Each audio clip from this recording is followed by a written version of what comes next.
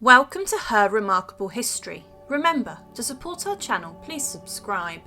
The men executed for sleeping with Henry VIII's fifth wife. During the Tudor period, it was a very dangerous time, and Henry VIII's reign over England saw over 70,000 people being executed in various different ways. But two of the most high-profile and shocking executions saw two of his own queens and wives going to their deaths at the scaffold inside the walls of the Tower of London. Catherine Howard is seen as a tragic young girl who went to her death on Tower Green, being just a young girl. When she married the king, he was 49 and she was between 15 and 19 years old, and the king was grotesque, overweight and short-tempered. But Catherine met the king's angry side when she was accused of adultery with two men, Dereham and Thomas Culpepper, and the close courtier and friend of the king himself. For this adultery she was sentenced to death and executed, as were Dereham and Culpepper. But who were these two men? Thomas Culpepper was a close friend of Henry VIII, and he is known to have had many private meetings with Catherine. It's believed that these meetings were attributed to have been sexual liaisons, or even could have been simply just meetings of political intrigue. However, a letter condemned Culpepper, as it was signed in the Queen's hand, and it ended with, "Yours as long as life endures." Culpepper was in royal service for a brief time, and he worked initially with Richard Cromwell to gain a hawk for the king. Culpepper himself was described as a beautiful youth, and he was seen as a fond favourite of the king. This favour allowed Culpepper to have sway and influence over the king, and he was considered a rogue though. There was a scandal where he was accused of assaulting a park keeper's wife and then murdering a villager, but it could be believed that his brother, also called Thomas, was the perpetrator. But because of his links to the king, a royal pardon was issued for the crimes, and Culpepper was then awarded the honour of being the keeper of the armoury. He then made his way into the king's inner sanctum, becoming a gentleman to the king's privy chamber, which gave him one-on-one access with Henry, and he could speak to him with private matters. This was a very sought-after role, and it involved dressing and undressing the king, and also sleeping inside of his bedchamber to tend to his needs. Culpepper was even part of a delegation to meet with Anne of Cleves when she came to England, and he may have had many gifts given to him from the king. He was the keeper of the manor of Penthurst Palace, and he was given lands in Kent, Gloucestershire, Wiltshire and Essex for his closeness with the king. Culpepper and Catherine Howard, the king's new and fifth wife, seemed to have struck a chord with each other. In 1540, they were noted to have been close, and the following year they spent time together alone, often late at night, which was suspicious. These meetings were facilitated by Catherine's ladies-in-waiting, Lady Rochford, the widowed sister-in-law of Anne Boleyn. Culpepper's closeness with the Queen and access to her apartments meant that he could go and visit her at any time. It's believed that the first liaison occurred in the March of 1541, whilst Henry was away on a trip to Dover, and Catherine was left at Greenwich Palace.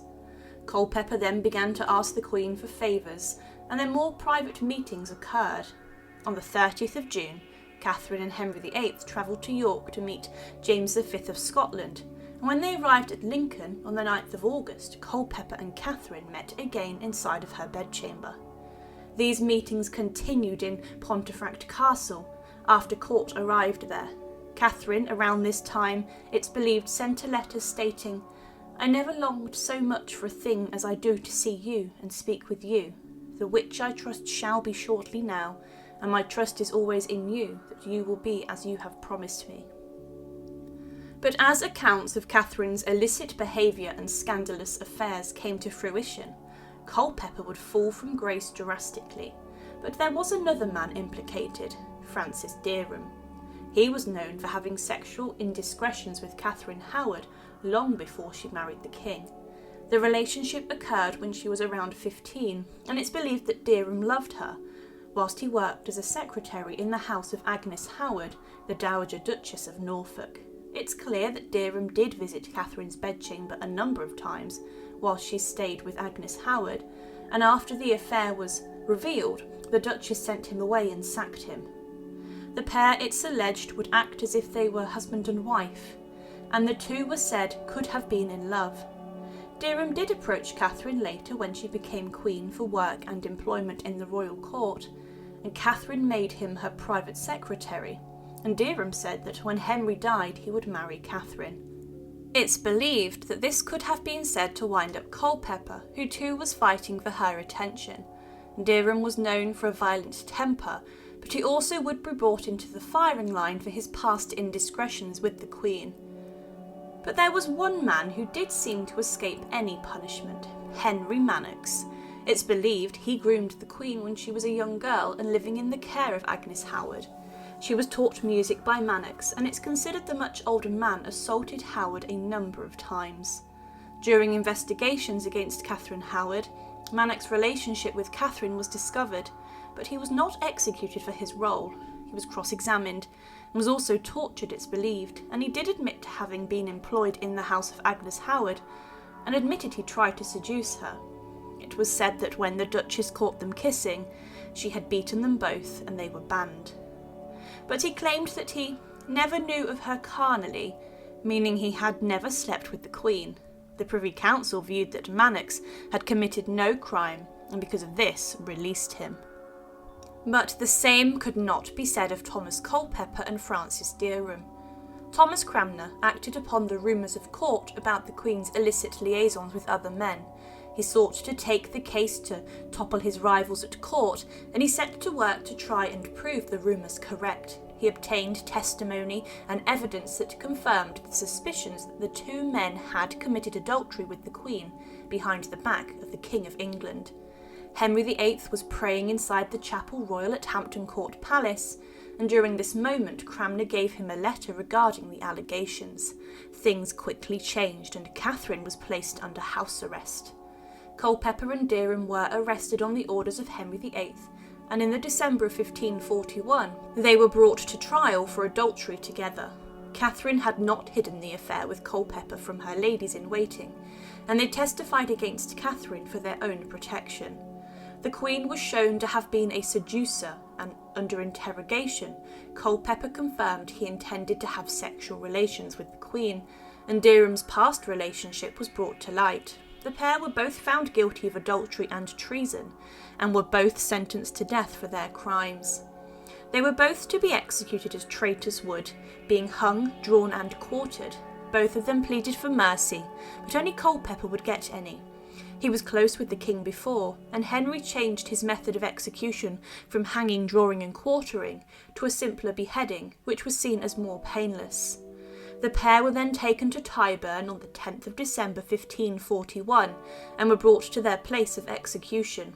It was said Culpepper and Dereham were drawn from the Tower of London to Tyburn, and there Culpepper, after an exhortation made to the people to pray for him, he standing on the ground by the gallows kneeled down and had his head stricken off, and then Dereham was hanged, membered, bowed, headed and quartered, and both their heads were set on London Bridge.